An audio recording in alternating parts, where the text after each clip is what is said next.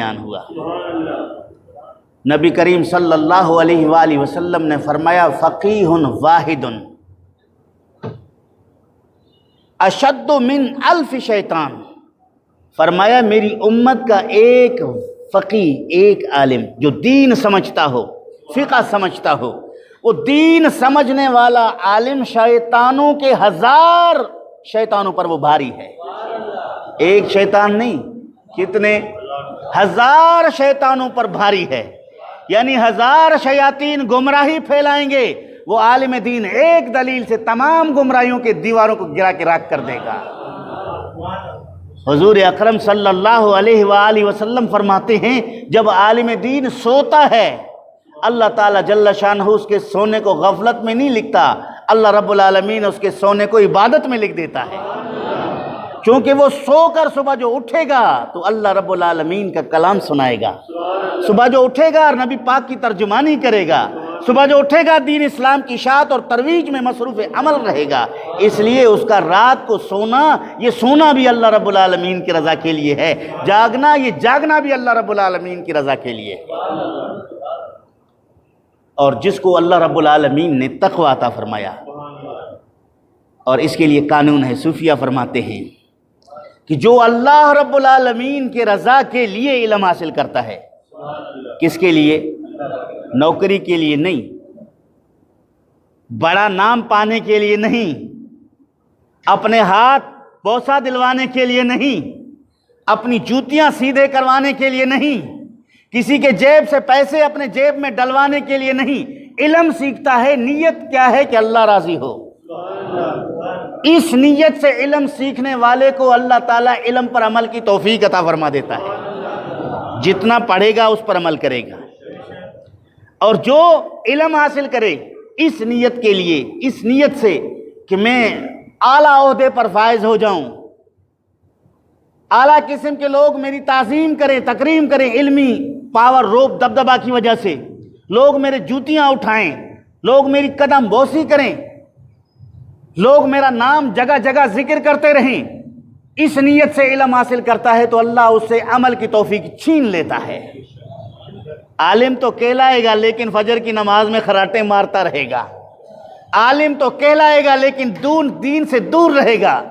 عالم تو کہلائے گا لیکن رب ذوالجلال کے ذکر سے غافل رہے گا، عالم تو کہلائے گا لیکن اللہ رب العالمین کے قرب پانے سے بہت ہی دور رہے گا، اس لیے کہ اس نے علم جس مقصد کے لیے حاصل کیا تھا وہ مقصد دنیا تھا، دنیا اللہ نے اس کو عطا کیا، نوکری بھی مل گئی، لوگوں نے اس کو عالم بھی کہہ دیا، لوگ اس کی عزت، احترام، تکریم سب کچھ کرنے لگے، لیکن چونکہ وہ اللہ کی رضا کے لیے نہ تھا وہ عمل نہ کیا۔ جب عالم اپنے علم پر عمل کرتا ہے وہ پھر رجال اللہ بن جاتا ہے، یعنی اللہ کے خاص بندوں میں بن جاتا ہے۔ لوگ تو بظاہر اس کو عالم، مفتی، مولوی کہتے ہیں، لیکن وہ رب ذوالجلال کے پیارے برگزیدہ بندے، ولیوں کی جماعت میں سے کامل ولی ہوتا ہے۔ ایک علم موجود ہے، پھر علم پر عمل موجود ہے، علم اور عمل دونوں کی توفیق مل جائے تو یہ کیا ہے؟ یہ اللہ رب العالمین کی رحمت ہے۔ تو اللہ تعالیٰ جل شانہ ایسے علماء کی زبان میں اثر پیدا کر دیتا ہے، جو گفتگو کرتے ہیں وہ انتہائی مؤثر ہوتا ہے، جو نصیحت کرتے ہیں لوگ اس پر عمل کرنے کے لیے دلیر ہو جاتے ہیں، کیونکہ وہ خود دین پر عمل کر رہا ہے اور اس کی گفتگو پر لوگ دین پر عمل کرنے والے بن جاتے ہیں، اور پھر وہ حق گوئی میں پیچھے نہیں ہٹتے، وہ حق گوئی میں پیچھے نہیں ہٹتے، تکبر، غرور ان کے قریب نہیں جا سکتا، عاجزی، انکساری ان کا صفت خاصہ بن جاتا ہے، بلکہ ان کے پہچان کا ذریعہ بن جاتا ہے۔ ایسے لوگوں کے لیے نبی کریم صلی اللہ علیہ وآلہ وسلم نے فرمایا العلماء ورثۃ الانبیاء، یہ علماء انبیاء کے وارث ہیں۔ انبیاء جو دین پہنچاتے تھے اس پر عمل بھی جو اللہ کا پیغام پہنچاتے اس پر خود بھی عمل کرتے، اپنے قریبی لوگوں کو بھی عمل کرانے کا درس دیتے تھے۔ جو علم پر عمل کرتا ہے وہ انبیاء کرام کا جانشین بنتا ہے، انبیاء کرام کا وارث بنتا ہے۔ اس لیے رسول کریم صلی اللہ علیہ وسلم نے فرمایا علماء امتی کا انبیاء بنی اسرائیل، میری امت کے علماء وہ کام کریں گے جو بنی اسرائیل کی نبی کیا کرتے تھے،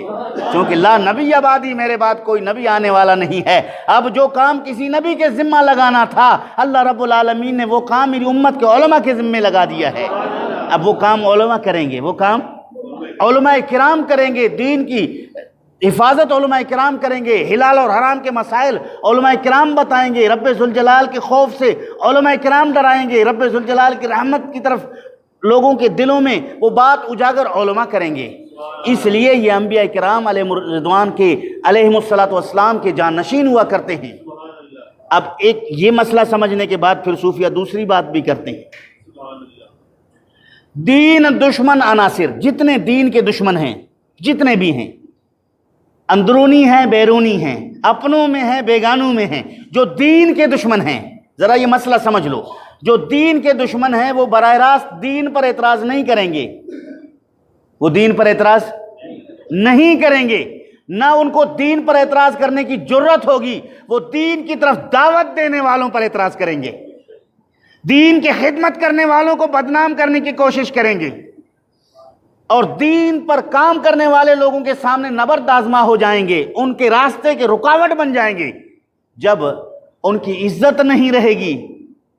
جو دین کی طرف لوگوں کو دعوت دیتے ہیں، جب ان کی عزت نہیں رہے گی، جب ان کا احترام نہیں رہے گا، جب ان کی بات نہیں مانی جائے گی، خود بخود دین جو ہے یتیم ہو جائے گا۔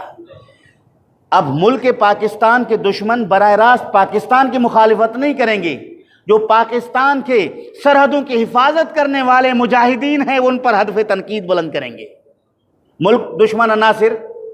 پاکستان کے محافظ جو